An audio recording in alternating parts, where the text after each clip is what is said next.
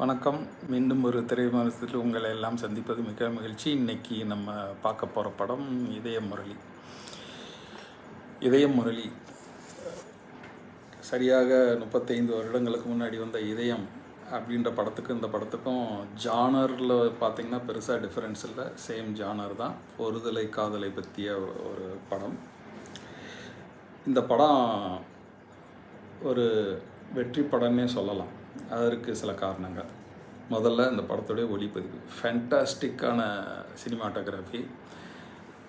உதாரணத்துக்கு சொல்லப்போனால் நான் சென்னையை இவ்வளோ அழகாக ரீசெண்டாக படங்களில் பார்த்ததில்லை. நிறைய அவுட்டோர் ஷூட்டிங் எடுத்திருக்கிறாங்க. சென்னை அவ்வளோ அழகாக படமாக்கப்பட்டிருக்கு.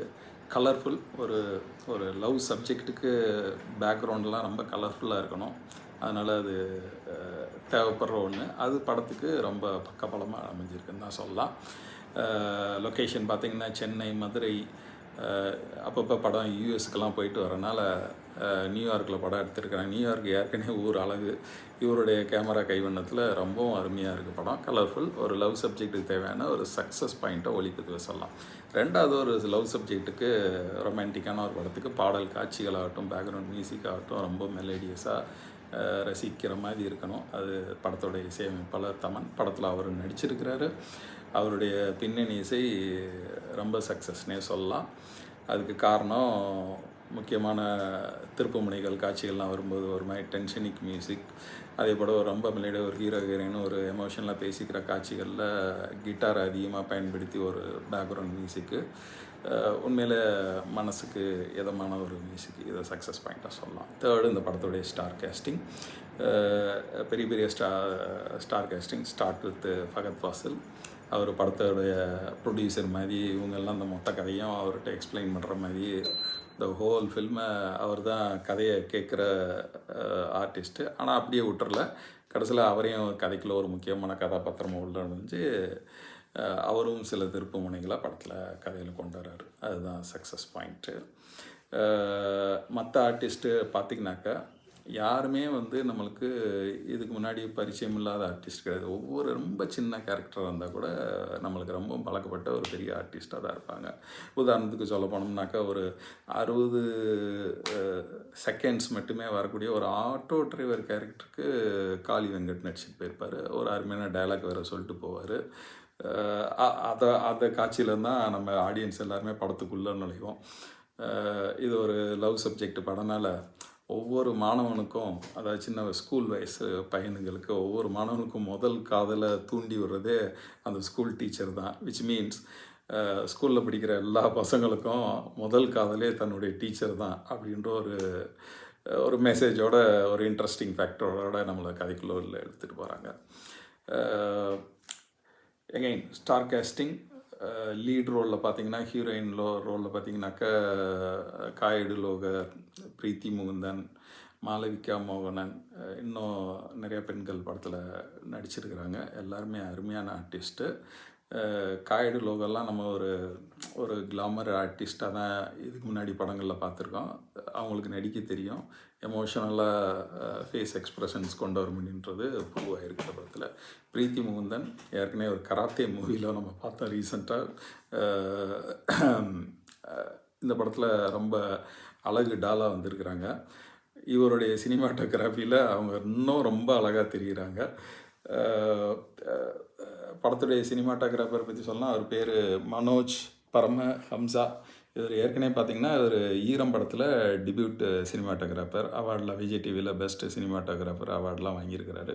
இவருடைய ஒளிப்பதிவில் பிரீத்தி முகுந்தெல்லாம் ரொம்ப அழகாக டாலாக இருக்குது. அவர் பர்டிகுலர்லி பார்த்திங்கன்னா அவங்க ஒரு பர்த்டே சீன் வரும். அந்த சீன்லலாம் பார்த்திங்கன்னா ஒரு சிவப்பு கலரில் ஒரு ஃப்ராக் ஒன்று போட்டு உண்மையில் பொம்மை மாதிரியே இருப்பாங்க. அவ்வளோ அருமையாக காமிச்சிடாரு. காயடுவில் வரும் பார்த்திங்கன்னா ஒரு சீனில் ஒரு ஷாப்பிங் மாலில் ஹீரோக்கிட்ட எமோஷனில் பேசுவாங்க. அந்த சீனை ரொம்ப கலர்ஃபுல்லாக, அது சோகமான காட்சி இருந்தாலும் ரொம்பவும் கலர்ஃபுல்லாக எடுத்திருப்பாங்க. அந்த பேக்ரவுண்ட் மியூசிக்கும் பெர்ஃபெக்டாக இருக்கும். அடுத்து சக்ஸஸ் பாயிண்ட்டாக சொல்லணும்னா, இந்த படத்தினுடைய காமெடி சேர்க்கறதுக்காகவே காமெடி ஆக்டர்ஸ் நிறைய பேர் இருக்கிறாங்க ரோலில். விஜய் டிவி புகழ் ரக்ஷன், பரிதாபங்கள் சேனல்லேருந்து ஒரு 2 பேர், அவர் சுதாகர் நடிச்சிருக்கிறாரு, இன்னொரு பையன் நடிச்சிருக்கிறாரு. அவங்க பண்ணுற காமெடி கமெண்ட்ஸ் எல்லாம் இருக்கும். தமன் கூட இந்த டீமில் தான் நடிச்சிருக்கிறாரு. மாப்பிள்ளையோட ஹீரோவோடைய ஃப்ரெண்டாக தான் வர்றாரு. அவரும் கூட காமெடி பண்ணுறாரு. அதுக்கப்புறம் பார்த்தோன்னா நம்ம அதர்வாவை சொல்லலாம். அதர்வா அவர் இன்னமும் சாக்லேட் பாயாக தான் இருக்கிறார் இந்த படத்துலையும். இன்னமும் சின்ன பையனாக அழகாக தான் இருக்கிறாரு. அந்த கேரக்டருக்கு வெல் ஃபிட்டு தான். படத்துடைய கதை அப்படின்னு பார்த்தீங்கன்னா ரொம்ப சாதாரண கதையாக தான் தோணுது. ஒரு ஒரு பையன்